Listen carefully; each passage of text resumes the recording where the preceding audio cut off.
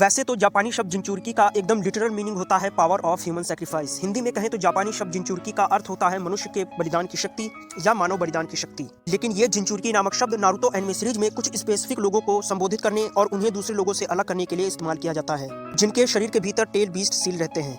यानी जिन भी लोगों के शरीर के भीतर इन टेल बीस्ट को कैद करके रखा जाता है उन्हें जिनचुरकी कहते हैं। और नारुतो में कुल ऐसे 9 टेल बीस्ट दिखाए हैं, जिनको उनके नाम के अलावा उनके पूंछों की संख्या से भी बुलाया जाता है, जैसे कि 1 टेल्स जिसका एक्चुअल नाम शुकाकू है। इसी तरह बाकी के 8 भी उनके एक्चुअल नामों के अलावा उनकी पूंछों की संख्या से भी पहचाने जाते हैं, जैसे कि 2 tails Matatabi, 3 tails Isobu, 4 tails Songoku, 5 tails Kokuo, 6 tails Saiken, 7 tails Chomei, 8 tails Gyuki और 9 टेल्स कुरमा।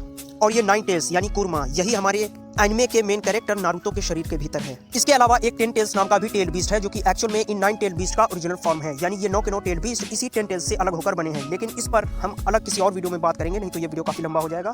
फिलहाल हम बात करते हैं इन 9 टेल बीस्ट की। तो इन टेल बीस्ट के अपने अपने जिनचुरकी हैं, जो कि टाइम टू टाइम बदलते रहते हैं। और क्योंकि ये टेल बीस्ट काफी ज्यादा वायलेंट होते हैं, तो हर कोई इन्हें कंट्रोल नहीं कर सकता, इसलिए इन्हें एक इंसानी शरीर के भीतर सील करने के लिए स्पेशल सीलिंग जुत्सु का प्रयोग किया जाता है। इसी के साथ कुछ इंपॉर्टेंट बातें भी हैं, जैसे कि अगर एक जिनचुरकी नेचुरली मरता है तो उसका सील, जो कि उसके टेल बीस्ट को उसके शरीर के भीतर कैद करके रखता है, वो उसकी मौत के साथ ही टूट सकता है और उसके भीतर का टेल बीस्ट रिलीज होकर भारी तबाही मचा सकता है। इसलिए ऐसा ना हो, इसके लिए उस टेल बीस्ट के लिए एक नया होस्ट पहले से ही ढूंढ लिया जाता है, ताकि जैसे ही पुराने जिनचुरकी की बॉडी बूढ़ी होकर कमजोर हो जाए तो उस बूढ़े जिनचुरकी की मौत से पहले ही टेल बीस्ट को एक दूसरे होस्ट की बॉडी में ट्रांसफर कर दिया जाए। और जब ये जिनचुरकी ट्रांसफर की प्रक्रिया की जाती है तो उस पुराने होस्ट की तुरंत मौत हो जाती है।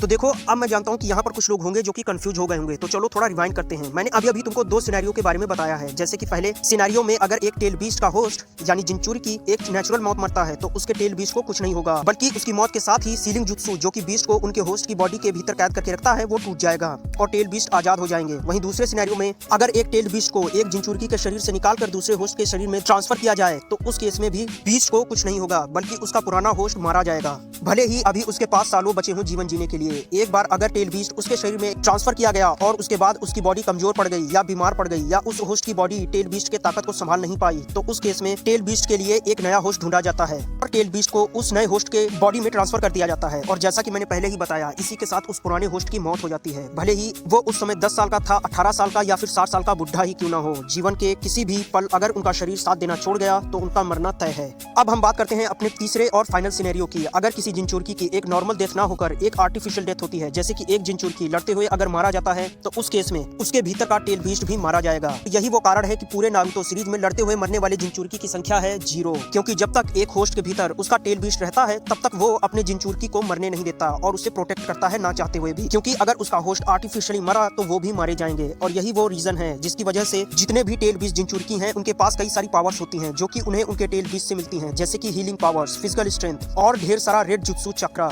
और यही वो कारण है कि नारुतो एनिमे सीरीज में जितने भी हिडन शिनोबी विलेजेस हैं उनके पास अपने खुद के जिनचुरकी हैं, क्योंकि ये बहुत ज्यादा पावरफुल होते हैं और ये हिडन शिनोबी विलेजेस इनका एक दूसरे के खिलाफ डेटरेंस की तरह इस्तेमाल करते हैं। अगर आज के टर्म्स में बोले तो ये अपने अपने हिडन विलेजेस के लिए किसी न्यूक्लियर बॉम्ब की तरह काम करते हैं। तो मित्रों, यहाँ होती है ये वीडियो खत्म और मैं मिलता हूँ तुम लोगों से अगले वीडियो में। तब तक के लिए टाटा बाय बाय, जय हिंद।